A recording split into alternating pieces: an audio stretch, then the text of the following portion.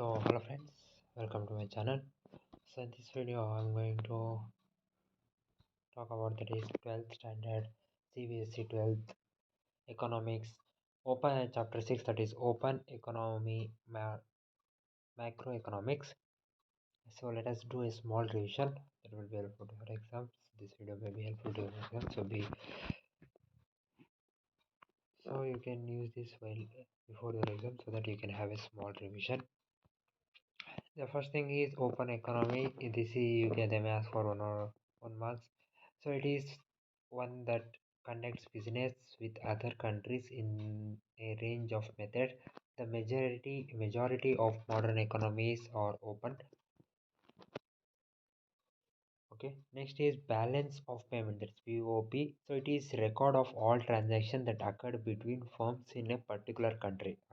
So the transaction occurred between the firms in a particular country and the rest of the world. From a firm in the particular country to the rest of the world, what are the business happened, the payment over a current period of time, the pay such as a quarter or a year. So this payment is known as the balance of payment, BOP. Next is account of balance of payment, that is current account first. So it is the record of government and services traded as well as transfer payments. It encompasses a country's most important activities such as capital markets and services. So current account, it is the record of goods and services traded and transfer of payment for that goods and services.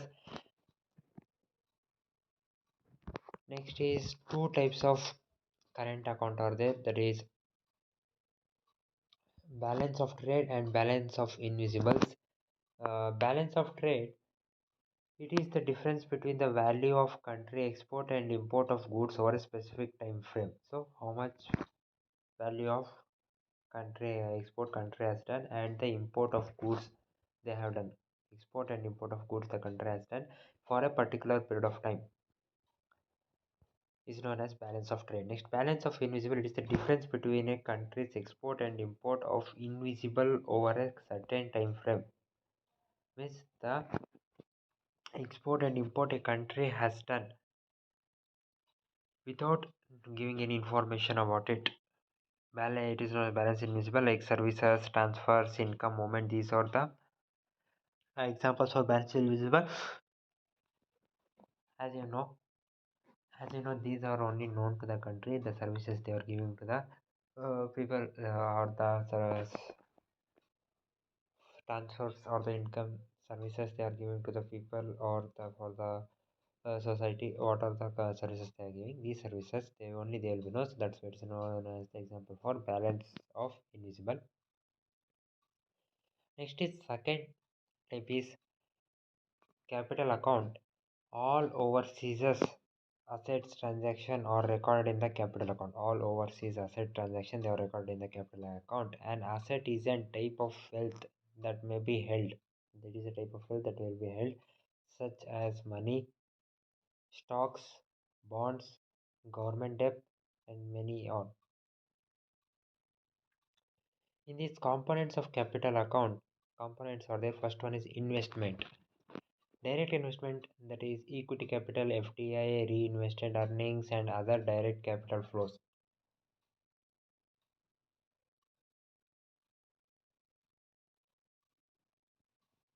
The next is portfolio investment. It is offshore fund or FFFII. This comes under portfolio investment. Next is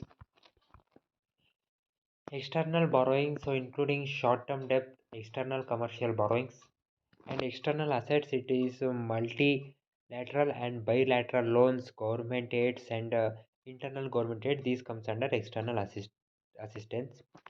Next is deficit of balance of payment account. So deficit of balance of payment account. So when a country has a balance of payment deficit, it imports more goods, capitals, and services than it exports. How much the if a country has a deficit of payments, then it takes means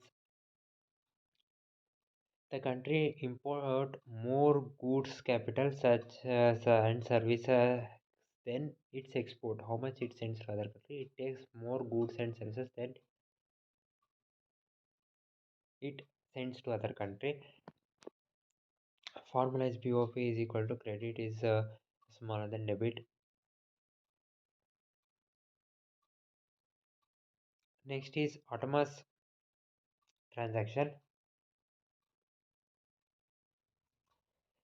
In this transaction, when international economy, it is an international economic transaction that are made for reason other than bridging the balance of payment limits.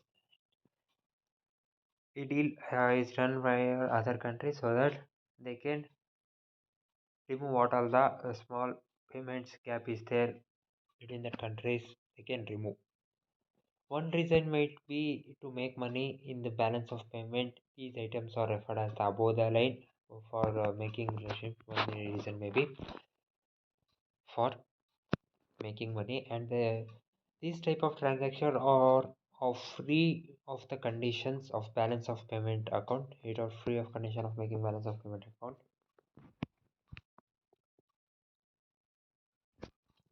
Next is accom- accommodation transaction.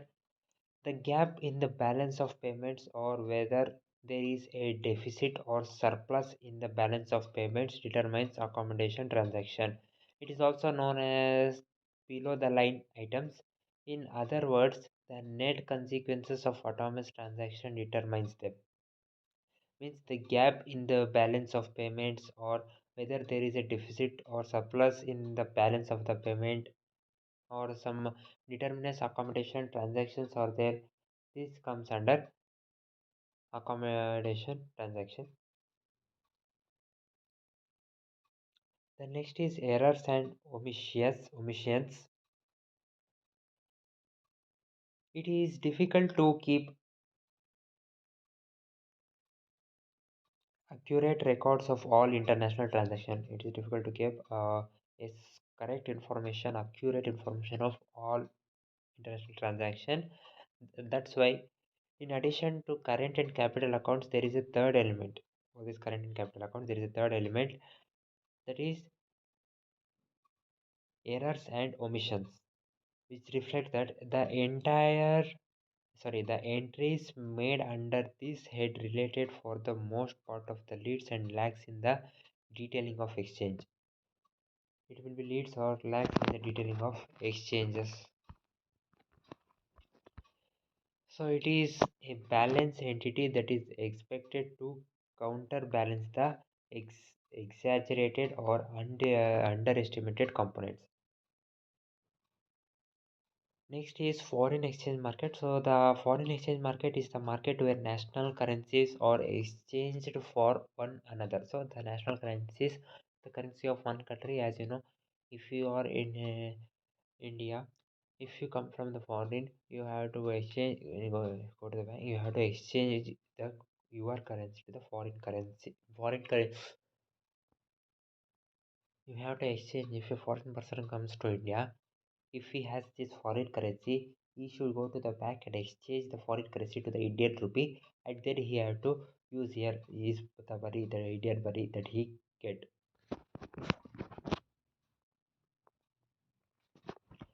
Commercial banks, foreign exchange brokers, other authorized dealers are there.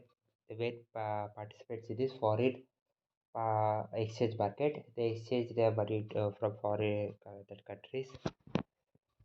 Like foreign exchange rate, an exchange rate is the worth of a current country's currency versus that of another nation or an economic zone. It is termed as a forex rate. Most of the trade rates are free floating and will rise or fall based on the market interest on the lookout. Or is the market interest? Demand for foreign exchange. So people require foreign exchange because they want to buy goods and services from other countries, send gift abroad, and buy financial assets from a specific country. The demand for foreign exchange falls as a flexible exchange rate rises and vice versa. Like supply of foreign exchange. So foreign currency flows into the home country for the following for some of the reasons like A country exports lead to foreigners purchasing its domestic goods and services. Foreigners send gifts or make transfers, and foreigners purchases a home country assets. These are the reasons why they supply for the foreign exchange. Next is flexible exchange rate. The market forces of demand and supply determines this exchange rate. So the market force, demand and supply determines this exchange rate. How it is? Uh, it is also known as a floating exchange rate. So an increase in the exchange rate indicates that the price of foreign currency dollar in the terms of domestic currency rupees has risen. The foreign currency has in the domestic rupees it has risen. This is referred as the depreciation of the domestic currency. It is known as the depreciation of domestic currency. Appreciation of the domestic currency is rupees in the term of foreign currency dollars occurs where the price of the domestic currency increases in relation with where the domestic currency price it decreases in the relation with the relation with the foreign currency, that is dollars. With the dollars we have here example divided as Indian rupees and dollars. Okay. Next, what are the advantage and disadvantage or merits and demerits of flexible exchange rate? Merits is there is no need to keep foreign exchanges reserves. Means you want to keep a foreign exchange, there is no need. As a result, the balance of payments are automatically adjusted. So the balance of payment will be automatically adjusted due to this uh, foreign exchange rate. Next, to remove impediments to capital and trade transfers. To remove impediments to capital and trade transfers, and to improve resources allocation efficiency. To remove resources of allocation efficiency, and to improve to it eliminates the issue of currency under valuation, and it encourage foreign exchange based venture capital. It encourage foreign based venture capital. Demerits of flexible exchange rate or future exchange rate fluctuation is a deterrent to international trade and investment. It promotes speculation and it contributes to market uncertainty. Next is fixed exchange rate. The government fixes the exchange rate at a specific level in this exchange rate. So the government fixes a money of exchange rate for a specific level in this exchange rate. The goal of fixed exchange rate system is to maintain the value of a currency within a narrow spectrum. So within a narrow spectrum, to maintain the currency, the government make this exchange.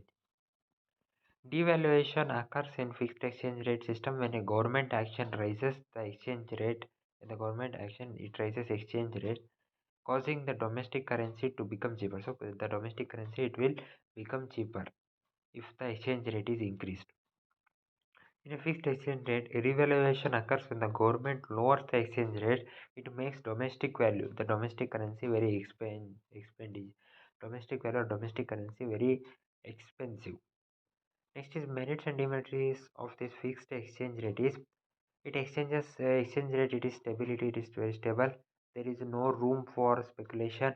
Encourages it capital mobility and international trade, attracts foreign investments, and it forces the government to keep inflation under control. Next is demerit of fixed exchange rate is in relation to the balance of payment there are no automatic adjustment. It forestalls changes for monetary standards that becomes under or overestimated. It could lead to currency undervaluation or overvaluation. It undercuts the goals of free markets. Next is determination of equilibrium foreign exchange rate. The equilibrium foreign exchange rate is the rate at which demand and supply of foreign exchange are equitable. Means demand and for exchange of foreign supply of foreign exchange it is equal. Next is managed floating. So it is a hybrid of flexible exchange rate system known as float and a fixed rate system known as managed part. So this exchange rate system enables a country's central bank to intervene on a regular basis of foreign exchange market to moderate exchanges rate movement and many more. So this is how it is here graph they have given for float and managed part. Okay friends, so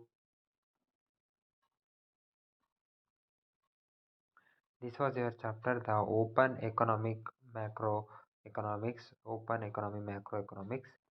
So if this video is helpful to you, give a like and share my video with your friends so that it may be helpful to your friends also. So okay friends, I'll see you in my next video.